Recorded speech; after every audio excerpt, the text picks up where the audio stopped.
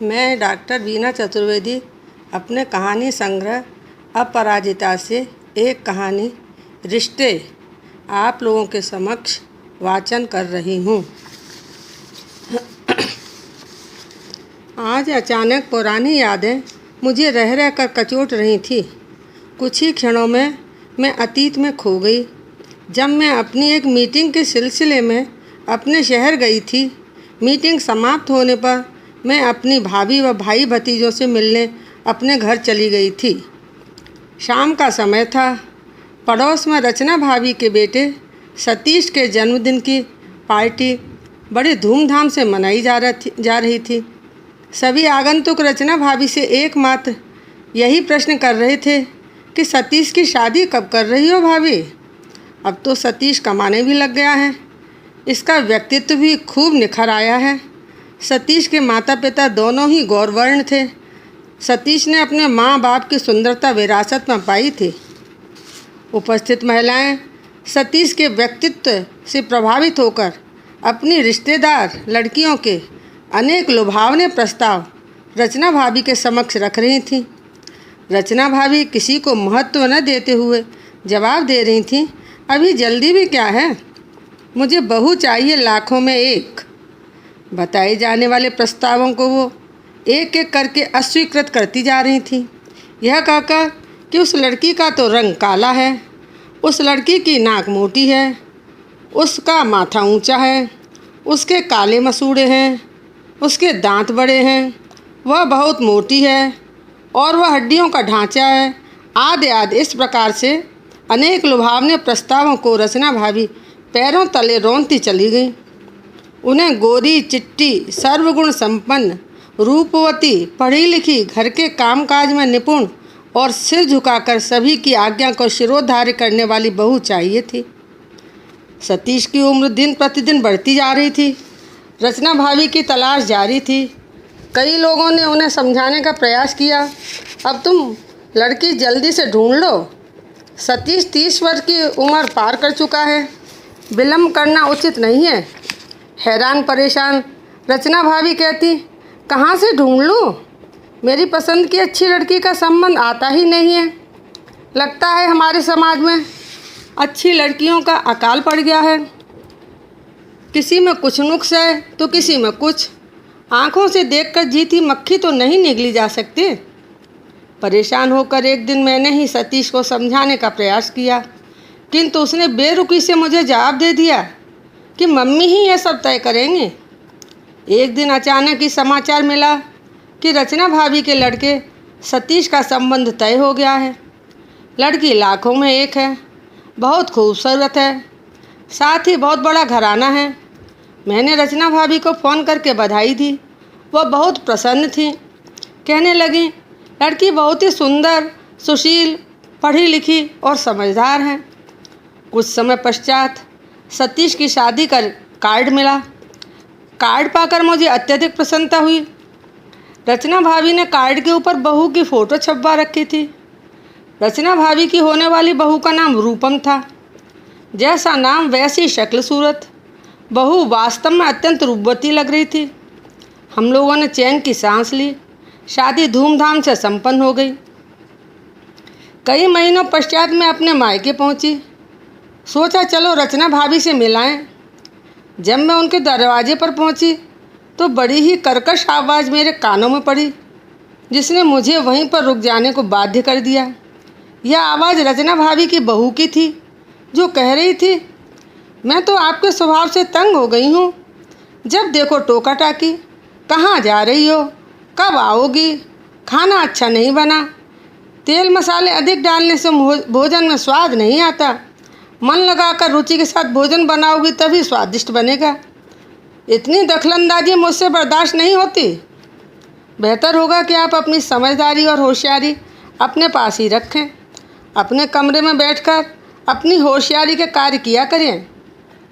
गुस्सा के मारे मैंने झटके से दरवाज़ा खोला और देखा रचना भाभी निरी गाय से चुपचाप खड़ी हैं। उनकी जुबान से एक शब्द भी नहीं निकल रहा था। अविरल अश्रु की धारा आंखों से निकल रही थी। मुझे देखते ही कहने लगी, आओ उषा जी, अंदर आओ। आज बहुत समय के पश्चात आपका आना हुआ है। मेरी कुशल क्षेम पूछने के बाद कहने लगी, उषा जी क्या लोगी, ठंडा या चाय?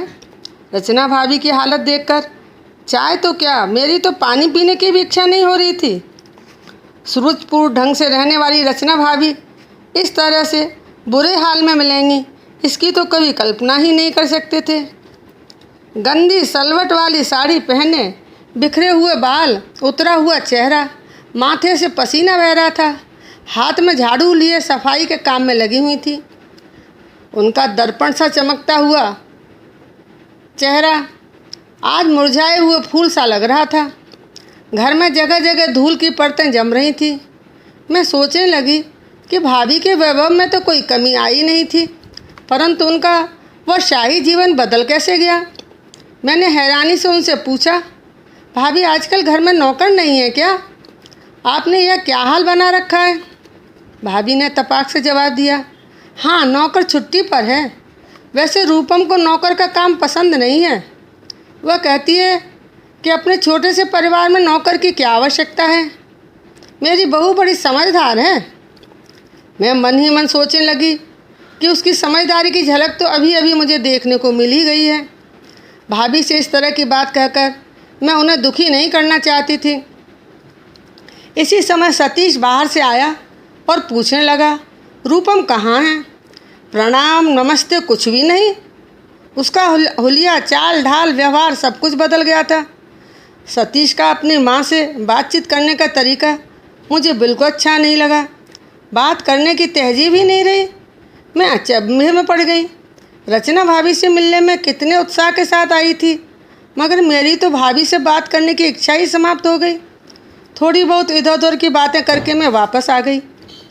रचना भाभी के घर से वापस आने के पश्चात मेरा मन बहुत परेशान हो गया। इतना तो समझ में आ ही गया था कि रचना भाभी के साथ उनके बेटे बहू का व्यवहार ठीक नहीं है। रचना भाभी ने अपने जीवन में हार मानकर पलायन करना नहीं सीखा था। वह बहुत ही साहसी दबंग महिला थी। इतनी परेशानियों के बाद भी उन्होंने किसी के सम्मुख अपना मुंह नहीं खोला था। सभी परिस्थितियों का मुकाबला डटकर करती रहीं। मुझे उन पर पूर्णतः विश्वास था कि वे हार नहीं मानेंगी। इसी तरह के विचारों की उधेड़-बुन में मैं अपने घर वापस आ गई थी। मैं रचना भाभी के विषय में हमेशा सोचती रहती थी। कुछ समय पश्चात जब मैं अपने मायके गई तो मैंने रचना भाभी के घर जाकर उनसे मुलाकात करने का मन बना लिया और उनसे फिर से मिलने पहुंच गई। दरवाजे पर पहुंचकर जब मैंने घंटी बजाई तो दरवाज़ा रचना भाभी ने ही खोला। उन्हें देखकर तबीयत खुश हो गई। आज मेरी मुलाकात पहले वाली रचना भाभी से ही हो रही थी। चेहरे पर वही चमक, वही पुरानी गर्मामय वेशभूषा और मुस्कराते हुए उनके चेहरे को देखकर मुझे अत्यधिक प्रसन्नता हुई। घर भी पूर्णतः सुसज्जित, साफ सुथरा, करीने वाला दिख रहा था। सोफे पर बैठते ही नौकर नमस्कार करते हुए पानी के गिलास मेज पर रख गया। रचना भाभी से मैंने सतीश और रूपम के समाचार जानने चाहे तो उन्होंने बड़े ही शांत भाव से बताया कि मैंने घर की चाबियां रूपम को क्या दे दी कि वह तो स्वयं को घर की मालकिन समझने लगी। हम लोग उसे बोझ लगने लगे थे। सतीश भी उसी का साथ देने लगा था। हमारी तो छोड़ो, रूपम घर में आने वाले नाते रिश्तेदारों को भी अपमानित करने लगी थी। जब मेरे सब्र का बांध टूट गया तो मैंने फैसला लिया कि सतीश और रूपम को अलग हो जाना चाहिए। हम लोगों के लिए यही अच्छा होगा।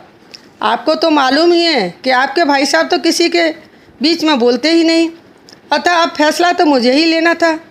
कब तक बर्दाश्त करते? सतीश और रूपम को अलग घर दिलवा दिया है। अब जाकर हम लोग चैन से शांतिपूर्वक रह रहे हैं। सतीश और रूपम ने हमारे हाथ पैर बहुत जोड़े, माफ़ी मांगी, मगर मैं अपने फैसले पर अडिग रही। हालांकि मेरे लिए तो वे दोनों ही अनमोल हैं, मगर जब एक बार प्रेम की डोर टूट गई तो उसमें गांठ तो पड़ जाना स्वाभाविक ही है। साथ में रहकर कलहपूर्ण वातावरण में घुट घुट कर जीने से तो अच्छा है कि दूर रहकर समय पड़ने पर आपस में मिलकर दो बातें प्रेम से कर सकें। रचना भाभी मुझसे कहने लगी, उषा जी, मुझे अपने आप पर बहुत भरोसा था। अपने जीवन में मैं इतना गलत निर्णय लूँगी ऐसा मैंने कभी कल्पना में भी नहीं सोचा था। रूपम को पसंद करके मैंने बहुत बड़ा धोखा खाया है। रिश्तों को पहचानने में जो गलती मैंने की उसकी सज़ा मुझे मिल चुकी है। आपको तो मालूम ही है कि एक से बढ़कर एक रिश्ते सतीश के लिए आए, मगर हर रिश्ते में कोई न कोई कमी देखकर मैं अस्वीकृत करती रही। मैंने जिसे सर्वगुण संपन्न समझकर पसंद किया उसने मुझे पैदल मात दी है। चलो जो हुआ सो हुआ। अब मैंने अपने आप को नारकी जीवन से मुक्त कर लिया है। अपनी ज़िंदगी की मालिक मैं स्वयं हूँ।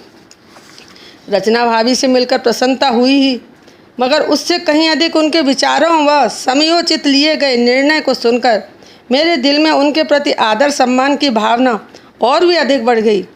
वास्तव में रिश्तों में आई हुई कड़वाहट को समय रहते ही दूर कर लेने में बुद्धिमानी होती है।